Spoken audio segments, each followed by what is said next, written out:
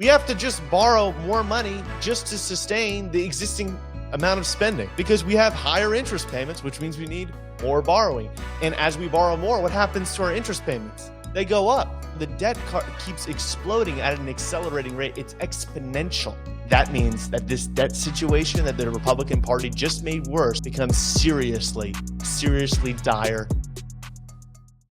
So if you've been watching the kind of stuff that I post for a pretty long time, you probably know that I care a lot about the national debt. I talk about it a lot, and it's because it's an important issue for our country, despite the fact that we've been talking about it for decades and decades. I mean, I listened to 1970s presidential debates, and they were talking about it back then. We had last year a $65 billion deficit, the largest deficit in the history of our country.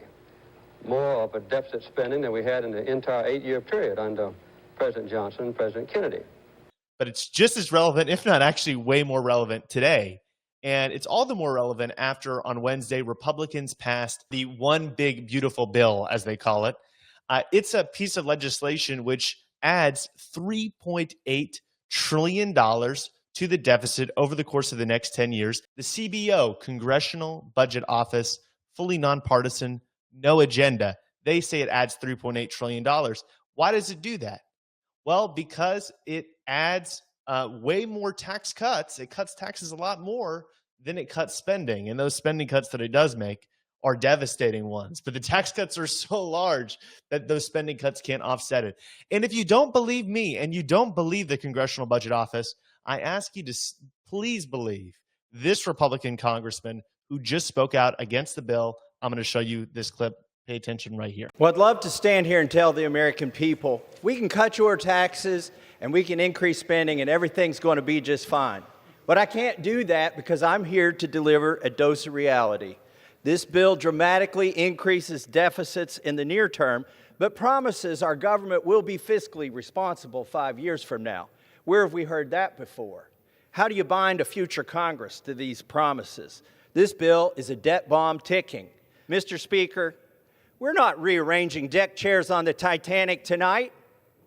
We're putting coal in the boiler and setting a course for the iceberg.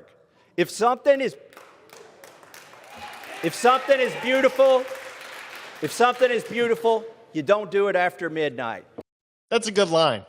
I gotta admit, he kind of cooked with that. I usually don't agree with this guy, but that's what we call a principled fiscal conservative, the kind of person which is basically not president in the Republican Party these days. He's one of 2 Republicans which actually voted against this god-awful deficit exploding legislation. And some of you might be looking at what I'm saying right now and say, Micah, why is the deficit such a big deal? Why are you so concerned about this? Isn't this just a conservative thing? Well, I'm going to take you down and look. I want you to look at some of these charts that I've been looking at, and maybe you'll be as concerned as I am. Number 1, here's the deficit so far in 2025. It is at 6 months greater than all but 8 annual deficits in American history. It's a lot. We're borrowing a lot of money. Now, we obviously don't have to pay back the entire national debt. Something that people say all the time is that we don't have to pay back this debt. All we have to do is pay interest on the debt. True. We never have to pay back the national debt. The debt will always go up. It will never shrink. But that interest on the debt is extraordinarily large today, and it's only going to get larger in the future. Look at this chart right here. Net interest on public debt is 14% of the budget. That's more than almost anything else except for Social Security and all other spending. And it's projected in the future that our interest payments will be larger than Social Security. It will be the largest item of our budget. Every single dollar we spend on interest, just paying back the interest on all the debt that we've accrued, is a dollar that could be going to lower taxes for us or higher spending on many issues like healthcare, education, etc. If you look at a lot of the countries which have really high quality social services, these are countries that are able to invest a lot in those areas, and countries, therefore, that often have pretty low amounts of debt relative to their gross domestic product, the size of their economy. I have another chart for you. National debt in the United States, very large. It's going up all the time. And something that people should keep in mind is some U.S. debt is owned by the central bank, the Federal Reserve. That's basically debt that's not really owned by an external party. It's owned by our own central bank. It's not as big of a deal. But even when you take that out of consideration, it's still a huge amount of debt that we're accruing, and it's happening at an accelerating rate. And this is the impact of the big, beautiful bill. It might seem minor, but it's really not. See, the issue is we're at risk of having a continuous spiral of more borrowing. So right now, the deficit's around $2 trillion. I think I have a chart in there somewhere later where you'll see it. Around $2 trillion. Okay? This increases the deficit to, maybe a couple $100 billion a year. So a lot of that borrowing that we're doing is just to pay previously accrued debt's interest. And as that interest goes up, which it is going up because we're accruing more debt, right? More debt means you have to pay more interest on more debt. We have to just borrow more money just to sustain the existing amount of spending, right? Because we have higher interest payments, which means we need more borrowing. And as we borrow more, what happens to our interest payments? They go up. And so you have this cycle where the debt keeps exploding at an accelerating rate. It's exponential. And it can get to a point where you don't have the capacity to pay off that interest. The U.S. government, even if it did maximal taxes, it did maximal austerity, it just can't do it. And at that point, the government's faced with a choice. It can either say, we're going to go bankrupt, we're going to default on the debt, we're not going to pay all this interest back, we just can't do it, we'll renegotiate. That is literally something that would collapse the global financial system, and nobody even contests that. That's like the worst thing that could happen for the U.S. economy. Alternatively, they can do something which is also really bad, but somehow better by comparison: hyperinflation. So they can say, we're going to print a bunch of money to help us pay this interest. And what's going to happen is there's going to be way more currency in circulation. So the actual value of the debt that we have in real terms is going to go down. But hyperinflation, I don't know if I need to tell you all this, but hyperinflation is really bad for the economy. That is something that you do not want to do. It will destroy foreign investment in our companies. It will make it impossible to plan for the future. It will hurt savings. It will make inflate the menu costs as companies and consumers are constantly scrambling to adjust to different levels of prices. It will allow companies to take advantage of the situation because consumers are less price sensitive. I studied economics. I could take y'all through a very long list of really bad outcomes that are generated by hyperinflation, but that is a terrible outcome. And the reality is, not only are we on an accelerating debt pathway, where as we borrow more, we have to pay more interest, so we borrow more, but we're also facing a fiscal cliff with Medicare and Social Security, because Social Security is going to go insolvent in 2035, and Medicare is going insolvent at the same time, which means we either cut benefits for retirees. It's possible. That would be really terrible. I think it's unlikely, actually. The more likely thing is we keep those payments around by doing what? By borrowing even more money. It's an addiction. I have a few more charts for y'all. So this is interest as a percent of gross domestic product. This is something you don't want to go up.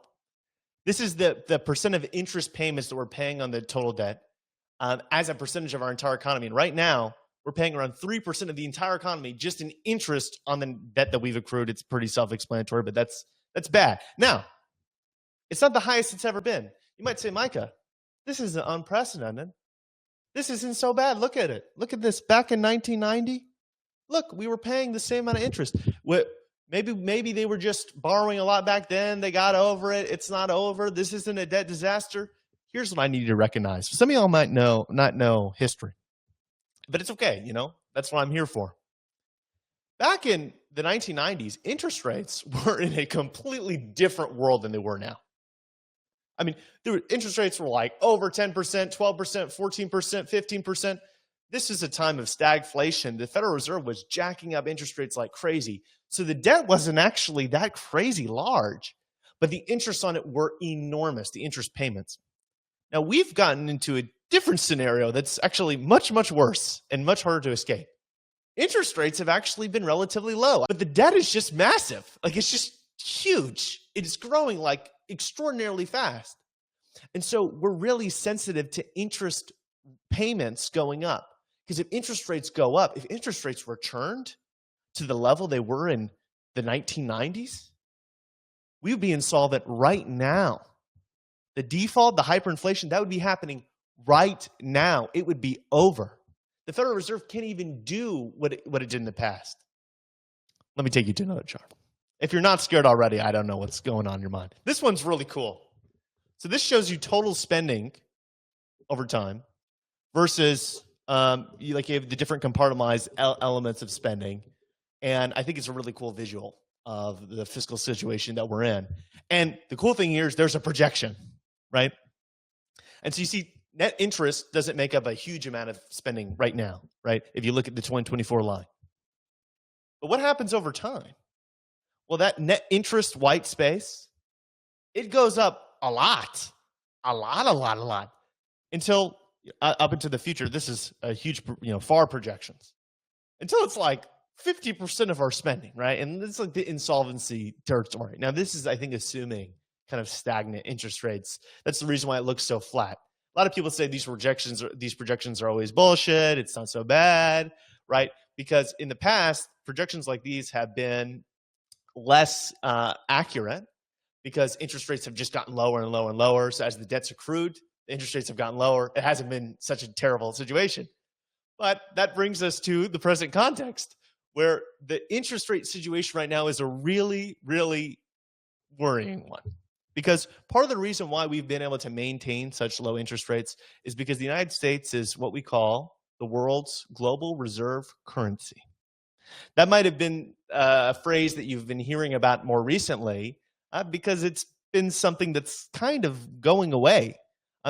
Historically, countries from around the world have wanted to use US dollars for international transactions. We were the stable currency that could facilitate oil transactions, foreign investments, yada, yada, yada. Well, over time, this has been less and less the case because countries like China have been asserting their power more. European Union, a lot of countries that just don't really like us, they don't want to be associated with us. We've had sanctions on Iran and Venezuela and Russia. This all can hurt the US dollar, but it's remained really mostly intact until somebody was elected president who wanted to blow up the entire global financial system. You might know his name. You might have heard of him recently. President Donald J. Trump. I don't know if anybody told him this, but whenever you blow up the global financial system that the United States set up to benefit itself, some bad stuff might happen to the United States. He campaigned on actually protecting the global reserve currency status of the United States. Everything that he has done has hurt it. Because the reason why we're the global reserve currency is because people trust us and we're stable. It has not been stable. We have been all over the place, betraying allies, crazy tariff policy, crazy domestic policy. It looks like he's a rising authoritarian. Nobody wants to have US dollars in that context, especially whenever, like I said with tariffs, he's severing global trade relationships. If the United States is not at the center of the global financial system, it's disconnected itself to be isolationist and self-sufficient, as he says, well, then we're not going to be the global reserve currency, which means that countries around the world, companies around the world, investors around the world are going to not be buying U.S. Treasury bonds so frequently. They're going to stop buying them. They're going to start buying debt of other countries. And what happens then? Well, if far fewer people are willing to purchase our treasuries and pay, our debt, well, then the interest rates are going to go up a lot, right? The interest rates are set as by supply and demand. And so you have a supply-demand graph of bonds. And if the demand falls, well, that means the interest rates went up. And if so demand for U.S. Treasury bonds goes down, the interest rates are going to shoot up, and you're already seeing that. You've already seen that reaction start to happen. And if that continues to happen, if the dominoes continue to fall, we reach a situation where interest rates are dramatically elevated from what they used to be. And that means that this debt situation that the Republican Party just made worse with an extra $3.8 trillion of borrowing becomes seriously dire in a way that it's never been before. I think I have one more chart here for y'all. This is average interest rate and total debt. You can see the relationship. The average interest rate has gone up. That's the point of this graph. And that's because of the present context. It's also because of a separate, distinct fact that I didn't mention earlier, which is as the U.S. government borrows more, people become less confident that we're actually going to pay the interest on our debt, right? Because they understand this whole default thing. This thing I'm telling you is not a secret.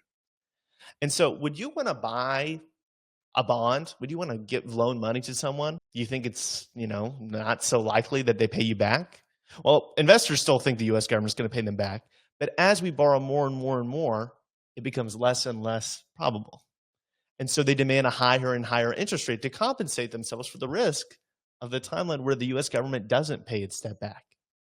And so even without the trade, global reserve currency, all that stuff, all that wonky, nerdy stuff, as we accumulate more debt, the interest rates are probably going to be going up anyway, which means that situation I've been talking to you about, it's going to get worse. It's going to get much, much worse. And we're in a really difficult situation because it's hard to see how we escape this. Scott Bessent, one of Trump's chief economic people, I think he's the Treasury Secretary, has said that the Trump strategy is to grow the economy out of this situation. You mentioned economic growth in your comment there. This bill adds trillions to our debt. How is that acceptable to this administration? Well, again, you're referring to the CBO scoring, I believe, which is 10-year scoring, and it's DC-style scoring. So we think that we can both grow the economy and control the debt. And what's important, Bill, is that the economy grows faster than the debt. So what I would tell your viewers to focus on is what I'm focused on, is what Secretary Yellen was focused on, is what is the total debt to GDP? Because we can grow our way out of this. That if we change the growth trajectory of the country, of the economy, then we will stabilize our finances and grow our way out of this. This is what Republicans have said for a long time. We don't need to pay for our reckless spending budget bills. We don't need to do that because they're going to generate Herculean economic acceleration. We're going to grow so fast that it's going to pay for the tax cuts. And in this case, he's claiming it's not just going to pay for the tax cuts. It's also going to reduce the deficit until it's not a problem. That's never happened before. Not only has it never happened before, it's never even gotten even sort of maybe a little bit close. We used to have a top income tax rate of 92%. When they cut that tax rate down initially, that tax cut didn't even pay for itself. And that was a ridiculously high tax rate. And now you want to tell me that cutting, corporate taxes with some few extra deductions, cutting income taxes with a few extra deductions, all of these things is going to pay for itself? How is that going to generate dramatic economic growth? No serious economist believes that. Actually, I don't know any economist who believes that. And there's a lot of them out there. There's a lot of kooky ones out there. There's a lot of right-wing ones out there. But almost none, maybe absolutely none, have endorsed the Republican policy here. And I think Bessent is just trying to add some coherence to something which is clearly incoherent. The problem with Bessent's theory, slight problem, is that if Trump's strategy is to grow our way out of the debt, well, you'd hope that growth would be increasing, but it's actually decreasing because it turns out when all the economists said imposing tariffs would decimate the economy, they were right. Actually, it's kind of true. The economists know something or two about the economy. The economy last quarter shrunk 0.3%. What? Wait a minute. I thought I thought it was growth golden age, baby. No, that didn't happen. Now you could say like exchange rates and imports, all these things are kind of messing with this. So it's not giving you an accurate picture. Whatever, that's fine. But the truth is the economy is not accelerating in terms of its growth. It's just not happening. And it's not going to happen. Check me on this. Check in 6 months. You're not going to see the economy growing at a much faster rate than under Biden. I guarantee you, actually, it will be growing at a slower rate. Some folks believe that debt's not a problem because of a theory called modern monetary theory. It comes from this lady called Stephanie Kelton. I'm sure she's a nice lady. She was the former chief economist, I think, for the Bernie campaign. High profile. I read her book. I got in a Twitter fight with her. And the theory is that basically the US government prints money whatever it spends. And so like this whole deficit thing is not so much of a big deal because a deficit is not really borrowing, or it doesn't have to be. It could just be money printing. And their idea is, there's some sort of constraint on money printing, but we could be printing a lot more money than we are now. And a lot of the borrowing that we're doing is just kind of an accounting game. The issue with that theory is that we've already struggled a lot with inflation, recently. If you start printing more money, inflation is going to go up. This is just what's going to happen. And so it's not like we could just start printing money instead of borrowing, and that won't lead to negative consequences. I mean, we could do it. I mean, it's possible. Countries around the world have done that. Zimbabwe's done that. Venezuela did that. They said, we're done with all this borrowing stuff. We're just going to start printing money. But it didn't work out so well. Zimbabwe is one of the countries, I think it was the first country to have $1 trillion bill. And Venezuela, I don't know if y'all know anything about Venezuela, but it's not doing so well. One of the commenters says, if you are properly diversified, why would you be worried? I'm assuming this is about bonds. I think you should be worried if the United States economy is going to capsize. That should be something that you can't really diversify against, which is one of the reasons why Treasury bonds have historically had like a lot of people that buy them, because they're like, well, if this goes down, everything else is going to go down. So we might as well hope this is not going to go down, right? This will be the last thing to not hold its value, not those interest payments wouldn't be met. Seriously, if we have a default in the United States, it's over. You see a lot of these right-wing accounts that are like all doom and gloom about like the future of the economy in the United States, and it's all about the risk of a default. And I'm sorry to say, but a lot of these guys are right about that risk, and like we need to be serious about it. And the really challenging situation is whenever Democrats come to power, because hopefully they care about the country, they're going to actually have to do stuff to solve this situation. And that stuff is really not going to be popular. I mean, raising taxes is not really popular. Cutting spending isn't really popular. Now, the good news is we don't need to cut benefits that poor people rely on to help us balance this budget situation. Right now, we give out over $1.5 trillion in special tax benefits. So this is like special tax deductions, credits, exemptions, all these different things that disproportionately rich people use. And so if you get rid of most of those, well, now the debt deficit situation gets to a more sustainable area where it's like we're not facing impending doom and you can stabilize it over time. It's unfortunate that this Republican tax bill actually makes those elements of the tax code worse.